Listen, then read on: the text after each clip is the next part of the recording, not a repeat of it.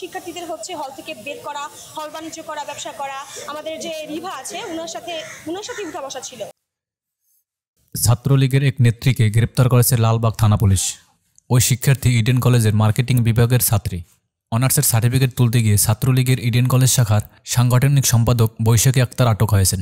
প্রথমে তাকে সাধারণ শিক্ষার্থীরা কলেজে ভেতরে অবরুদ্ধ করে রাখেন। জানা গেছে মঙ্গলবার দুপুরে ছাত্রলীগ নেত্রী বৈশাখী তার অনার্সের সার্টিফিকেট তুলতে ইডেন কলেজে যান। এ সময় নিষিদ্ধ ওই সংগঠনের নেত্রীকে চিনে ফেলেন সাধারণ শিক্ষার্থীরা। পরে শিক্ষার্থীরা তাকে কলেজের মধ্যে আটকে রাখেন এবং পুলিশে খবর দেন। খবর পেয়ে পুলিশ ঘটনাস্থলে গিয়ে তাকে আটক করে। লালবাগ থানার ভারপ্রাপ্ত কর্মকর্তা ওসি কাশই নিউ বিষয়টি নিশ্চিত করেন। তিনি বলেন, নিষিদ্ধ সংগঠন ছাত্রলীগের ইডেন কলেজ শাখার সাংগঠনিক সম্পাদক বৈশাখীকে আটক করা হয়েছে।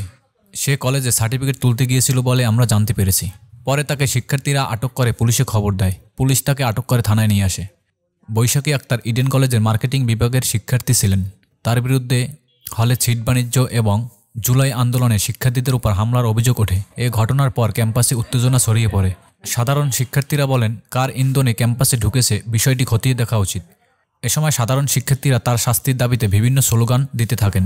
ছাত্রলীগের নেত্রী সামিয়া আক্তার বৈশাখীর গ্রামের বাড়ি কিশোরগঞ্জ জেলার পাকুন্দিয়া থানার আহতিয়ায়। তার বাবার নাম মাহবুব মিয়া এবং মায়ের নাম শামসুন্নাহার বেগম।